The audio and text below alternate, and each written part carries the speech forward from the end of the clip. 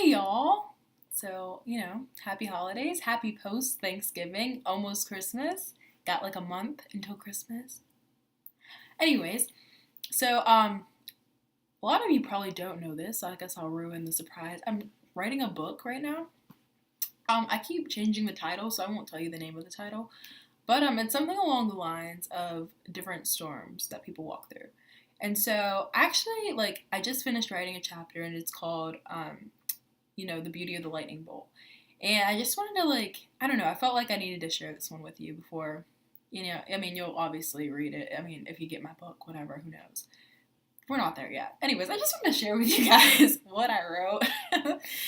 And it's basically, about lightning bolts because sometimes life gives us lightning bolts and it's not fun. So, what I mean is, okay, so have you ever been to like a high school football game, or any football game? We'll say a football game in general. And a lightning bolt like strikes the air and everyone has to get off the field. They like stop the game. They can't keep the team out there playing.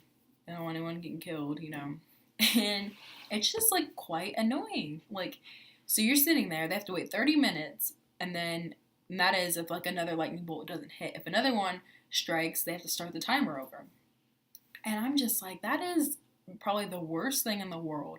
When something just like hits you in life and you just gotta stop dead in your tracks and wait, whether to see the game, if the game's gonna start back up and continue, or if the game's over, or just like you don't know what's gonna happen. It's out of your control. It's literally in the fate of these dang lightning bolts.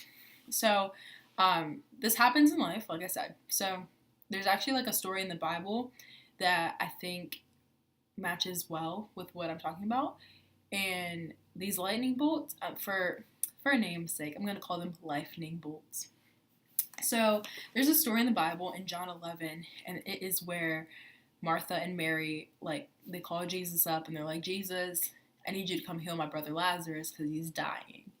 And so in John 11:5, verses 5 through 6, it says, so although Jesus loved Martha, Mary, and Lazarus, he stayed where he was for the next 2 days.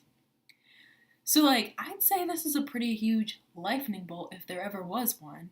You call Jesus for help, and he's like, give me 2 days. Like, I'm in no rush. Just give me a minute. Like, why? Why would you do that, Jesus? So, anyways, so then later on in the chapter it says, then he said, like, to his disciples, he goes, our friend Lazarus has fallen asleep, but now I will go and wake him up. The disciples said, Lord, if he's sleeping, he will soon get better. And so they thought that Jesus actually meant he was sleeping. But Jesus was like, no, let me clarify. Like, he's dead. So he told them plainly, Lazarus is dead. And for your sakes, I'm glad I wasn't there. For now you will really believe. Come, let's go see him. So I think, like, this is crazy. Because Jesus, like, knows this man is dead before he even shows up. But if we continue to go on, like, it says when he got there, Martha and Mary were obviously upset and curious. I would be too. I'd be like, Jesus, where were you at, man? And they had already buried their brother, like, before Jesus got there. And so, anyway, Jesus gets there, and it says, when Jesus saw her weeping and saw the other people wailing with her, a deep anger welled up within him, and he was deeply troubled. Like, Jesus, why are you troubled?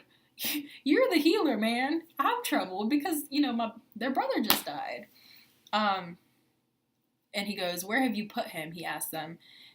And they told him, Lord, come and see. Then Jesus wept. Now, then Jesus wept. That's verse 35. It's probably like it's the shortest verse in the Bible.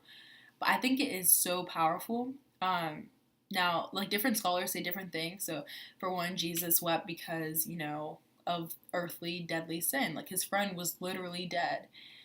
He wept because he was sad for Mary and Martha, that they had to go through that they were in pain, He wept for that.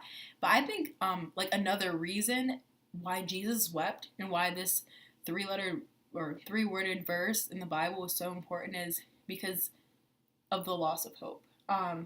So Jesus wept when finding out that his friend had been buried, but Jesus knew that Lazarus was dead before he even got there.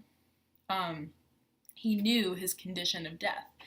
And so I think that Jesus, when he saw the grave, when he saw the tomb that his friend was in with a stone rolled over it, with his dead friend inside, it symbolized not only that, the death of his friend, but it symbolized a lack of faith. Mary and Martha, they didn't wait for Jesus to show up. Once they saw the condition of their brother, they just went ahead and buried him. But what would happen maybe if they didn't bury him right away, And, regardless, he died. He was going to die either way. And Jesus knew this. But Jesus had another reason for this happening. So, Jesus, next part of the story, it's really cool. Jesus responded, "Didn't I tell you that you would see God's glory if you believe?" So this is verse 40. So they rolled the stone aside. Then Jesus looked up to heaven and said, "Father, thank you for hearing me. You always hear me, but I said it out loud for the sake of all these people standing here so that they will believe that you sent me." Then Jesus shouted, "Lazarus, come out." And the man came out, his hands and feet bound in grave clothes and his face wrapped in a headcloth. Jesus told them, "Unwrap his face and let him go." Jesus waited purposely so that he could show all of the non-believers and even his believers just how good God is, just to glorify and, prove God's mighty, mighty power. And so, yes, Jesus wept. Jesus wept because his friend was dead. He wept for Mary and Martha, their hurting and their pain. He wept because they lost hope. Their brother died.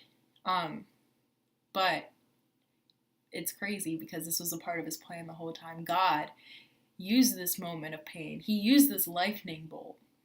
And I think sometimes when lightning bolts hit our life, it's so easy to get caught up in the waiting and being impatient and just not knowing and fearing for the future. What's going to happen? Are we going to be able to keep playing this game of life, or is it going to come to an end? Let's say you were expecting all A's, but you got one B and it just threw you off and it just kind of ruined your plan a little bit. But what if we look at it from the perspective that we already won? Jesus knew what was going to happen. He knew his friend was going to die, but he knew that God was going to use that situation. He knew what to do because he knew God's power. He knew the authority that he had, that God has given us. He came to the situation from a perspective of already won instead of a perspective of it's lost. I don't know. I'm impatient. I'm fearful. So I just wanted to encourage you guys, whatever you may be going through in your life right now, if lightning bolts just kind of struck you, you're kind of stuck in the waiting and the impatience and the fear, give it to God and look at it from a perspective of you've already won. God already knows what happened. He's going to use that situation. This lightning bolt's not going to put your life on hold, but it's going to prosper you. God's going to do something out of it. He's going to glorify this situation in your life. So praying for y'all, believing in that, and yeah. So thanks for listening, and enjoy the rest of your week. Bye.